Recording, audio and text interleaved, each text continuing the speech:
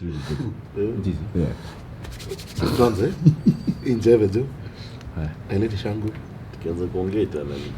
Yeah, actually, apart from like the feet, uko sawa more or less, I like it. wewe ni mzungu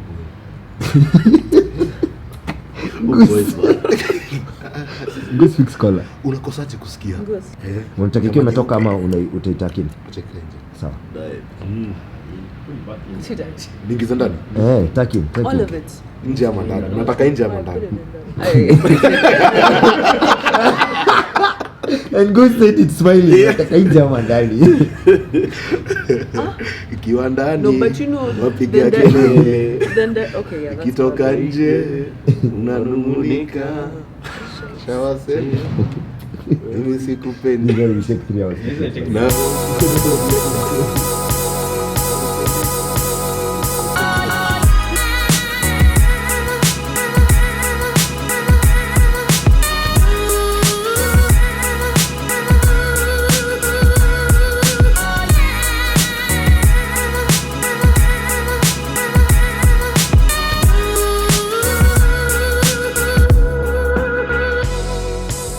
Welcome to episode 35, part 1 of Kenya's premier sports video podcast, the Three Quarters podcast. The road to Japan draws closer as each day goes by, and the Kenya Simbas are currently engaged in the preliminary stages of the World Cup qualifiers. Rally behind them, jump onto the hashtag road to Japan, as we know they are the superstars of rugby in Kenya. I'm Dumima Duffield. This is Gashi, official noisemaker. I'm Jeringus Kenyana. So we'll start off with our feature game for the week, which was the Kenya versus Namibia game. Kenya were away and Kenya lost that game. so it's really painful to lost that game 45-7. Yeah. Now, were those the results we expected? I did not expect it to be that. First, I didn't expect us only to score one try. I thought Namibia were going to be clinical. I also thought that we might have had a chance to beat them in Vindor for the first time. But when you watch that game, I think it was an issue of mental preparedness. I think our guys got there, and I was listening to the commentators talking, former Namibia captain Jacques Baga, and he was saying that you get the feeling that Kenya went into that game expecting to lose. They didn't want to win. We never played our game. We tried to play structured rugby, and unfortunately Namibia are very good at reading structured rugby, and that's what faulted us on the days. I must say that they worked on the breakdown. Our scrums, of course, Namibia are going to come with a powerful scrum, so it was going to be a problem. Our lineouts were good until at some point, then we just butchered them, and we were unable to get anything off it. Namibia were very good in defense in terms of their flankers, and the loose forwards were always on Isaac Adimo, and therefore we were unable to get our backline running. So they beat us in every facet, but most importantly, they were mentally tougher than we were on the day. All right, now, I mean, you mentioned, they basically beat us at all areas, all breakdowns. But when you have a game like that, and you've got a, let's say, superior opposition, what do you do? I think that's the same case as what Nash has said about being mentally prepared, because these guys, we knew that they're a better team than us. I think right now, going by how we've been playing, because you could see the scrum is, as much as Nash was saying that they really improved. I don't think we were that good, especially in the scrums. We lost. We even considered penalties off the scrum. So we really still need to work on that. And as we always hammered it, Nash as always, our scrums, our breakdowns, our forwards really need to work on that, especially the back three, the loose forwards. Yeah. You could see Chisanga really trying, as always. Mm-hmm. I wish the guys could have fed off him and actually try and rally guys up. Look at the game. This guy's got a sin bin just before halftime, and we went on to concede 2 tries. What was that? 14 men playing against 14 men. How can you concede 2 more tries? So I think it was just a matter of settling in the game as early as possible and being mentally prepared for facing such opposition that is quite superior. All right, and before we move on, just one question I'd like to ask is, you saw a lot of the time they were cutting off the fly half. Yes. And I mean, if you want to kill a game, that's the best thing you can do. Yeah. So what would you say would be an alternative to... You see, this is, and that's an old trick. It's been used over the years, kill the fly half. Yeah. But and the example I always use is I think Springboks versus All Blacks, which was maybe 2008 and 2009, when the South Africa standoff at that point was a guy called Butch James, and New Zealand had Dan Carter, and that's what Butch James was doing. We tried to intimidate the fly-half.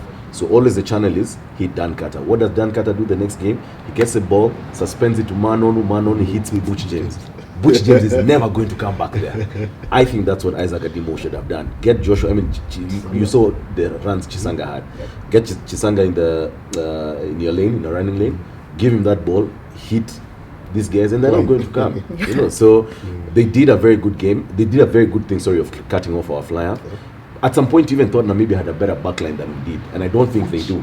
That isn't the case. Yes. Maybe forwards, perhaps. But backline, and that year was at OE, the under 20s, the fly-half. Yeah. So I just think our gameplay was off from scratch, and Kenny and Dola didn't rescue the situation even when they came in, knocked on, and we were defeated in the first 10 minutes. Yeah, we were done. Yeah.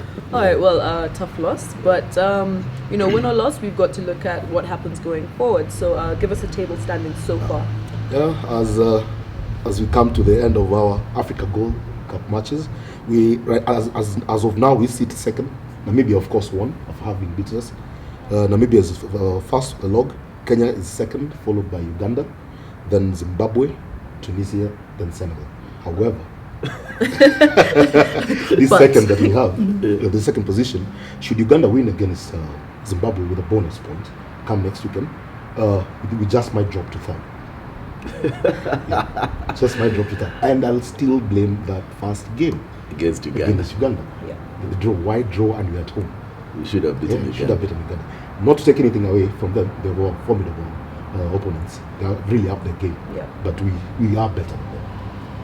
All right, now our next game is against Hong Kong. Yes. That'll be on the 20th of August. What do you think we need to work on?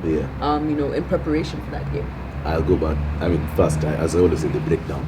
We need to secure. I mean, if you looked at the statistics at halftime, we had secured our arcs. We had a couple of turnovers. So I think it was a much improved performance at the breakdown from the team, and I think that's what we should carry on. Hong Kong are definitely going to come with a stronger scrum, so you must know how we're going to handle the scrummaging. Lineouts. It was looking quite off. I must say there were a couple of suspicious calls from the referee yesterday when we were playing Namibia, but we also need to work on our set pieces. Then 9-10 combination. 9-10 combination. I just get the feeling that Samson and Zoe and Isaac Adimo haven't played for long, and therefore their chemistry is not as good on the attack. So we also need to, because when we played Hong Kong last year, it was our backs who won the game for us. It was Edwin Achayo and Nato Simiyu, that combination. That's quite good. Yeah, so I think those are the issues, or those are the areas we need to work on before we take on Hong Kong. I think the first test is going to be more of the second string start sides. Yeah. It's going to be on 20th on Sunday, and the big one, of course, is going to be on 26th against which I presume is going to be their first team. All right, anything you'd like to add to that? National State. He said everything. You just gone on and on and taken all your points. No, I think it's covered. All right, so that's it for part one. Follow us for more information on social media. Like our page on Facebook, follow us on Instagram, and also subscribe to our YouTube channel. I'm Dini Wadapil. This is Ngashi, official noisemaker. I'm Jerry Goose Kenyana. Stay tuned for part two. Really?